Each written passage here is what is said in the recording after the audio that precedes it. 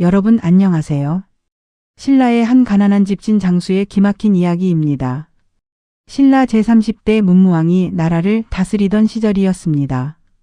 경주에서 멀리 떨어진 작은 산골 마을에는 사람들에게조차 이름이 잘 알려지지 않은 한 사내가 살고 있었습니다. 사람들은 그를 이름보다도 집신 장수라고 불렀습니다. 그는 새벽이면 산에 올라 짚을 베고 낮에는 집신을 삼았습니다. 손가락은 갈라지고 손톱은 닳아 있었지만 그는 단 한 번도 대충 만든 적이 없었습니다. 집신은 사람의 발을 지켜주는 것이다. 이것이 그의 평생 신념이었습니다. 아무리 가난한 농부가 찾아와도 튼튼한 집신을 만들어 주었습니다. 돈이 없는 사람에게는 그냥 내어주기도 했습니다. 마을 사람들은 그를 바보라고 불렀습니다. 그렇게 퍼주면 너만 굶는다. 그러면 그는 웃으며 말했습니다. 굶는 것은 하루지만 사람의 발은 오래 아프니까요. 어느 해 여름이었습니다. 며칠째 비가 쉬지 않고 내렸습니다.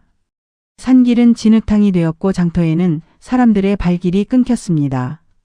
집신은 하나도 팔리지 않았습니다. 집에는 쌀이 떨어졌고 어린 아들은 배고픔을 참지 못해 울기 시작했습니다. 아내는 조용히 말했습니다. 이제는 다른 일을 찾아보는 게 어떻겠어요? 그러나 그는 고개를 저었습니다. 집신을 만드는 일은 내 삶이요. 다음 날 새벽. 그는 마지막 남은 집신 10켤레를 짊어지고 경주 장터로 향했습니다. 비는 여전히 내리고 있었습니다. 산길을 넘던 중 계곡 옆에서 신음소리가 들렸습니다. 살려주시오. 풀숲 속에는 피를 흘리는 한 노인이 쓰러져 있었습니다. 옷차림은 남루했지만 눈빛만큼은 평범한 사람이 아니었습니다. 집신 장수는 잠시 망설였습니다. 장터에 늦으면 오늘도 아무것도 팔지 못할 것이다. 그러나 그는 노인을 업고 가까운 초가집으로 향했습니다. 노인의 상처를 씻기고 자신의 점심으로 싸온 주먹밥까지 내어주었습니다. 노인은 눈물을 글썽이며 물었습니다. 내가 누구인지도 모르는데 어찌 이리 정성을 다하시오? 집신 장수는 웃으며 대답했습니다. 사람을 살리는데 이름이 필요한 것은 아니지요.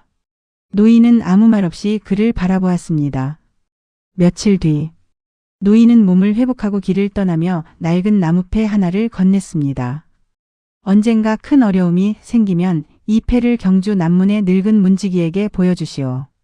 집신 장수는 이상한 말이라 생각했지만 공손히 받아두었습니다. 시간은 흘러 다시 겨울이 찾아왔습니다. 그의 흉년은 더욱 심했습니다. 마을 사람들은 굶주렸고 세금까지 더해져 많은 이들이 집을 버리고 떠났습니다. 결국 집신 장수도 가족을 살리기 위해 경주로 향했습니다. 하지만 경주에서도 사정은 같았습니다. 장터에는 집신 장수가 넘쳐났고 그의 집신은 팔리지 않았습니다. 배고픔에 지친 그는 문득 노인이 준 나무패를 떠올렸습니다. 설마 반신반의하며 경주 남문으로 갔습니다. 문지기는 나무패를 보는 순간 얼굴빛이 변했습니다. 이 패를 어디서 얻었어? 집신 장수는 모든 일을 이야기했습니다. 문지기는 곧바로 그를 궁궐 안으로 데려갔습니다. 잠시 뒤 그의 앞에 나타난 사람은 다름 아닌 신라 조정의 최고 대신이었습니다. 대신은 자리에서 일어나 깊이 절했습니다. 당신이 우리 아버지를 살려주신 분이군요. 집신 장수는 아무 말도 하지 못했습니다. 그때 산에서 만났던 노인은 대신의 아버지였던 것입니다. 대신은 금화 한 상자를 내밀었습니다. 그러나 집신 장수는 고개를 저었습니다. 사람을 살린 대가로 돈을 받을 수는 없습니다. 대신은 크게 감탄했습니다. 과연 아버지께서 평생 은인을 잊지 못한 이유가 있었군요. 며칠 뒤 왕실에서는 전국의 군사와 관리들에게 지급할 튼튼한 집신을 만들 장인을 찾고 있었습니다. 대신은 왕에게 집신 장수를 추천했습니다. 왕은 그의 솜씨를 직접 살펴본 뒤 말했습니다. 이 사람의 집신은 오래 걸어도 발이 아프지 않습니다. 그날 이후 그는 왕실의 집신을 만드는 장인이 되었습니다. 하지만 그는 부자가 된 뒤에도 예전처럼 가난한 사람들에게는 집신을 공짜로 나누어 주었습니다. 사람들이 이유를 묻자 그는 늘 같은 말을 했습니다. 사람의 발을 편하게 해주는 일이 내 삶이기 때문입니다.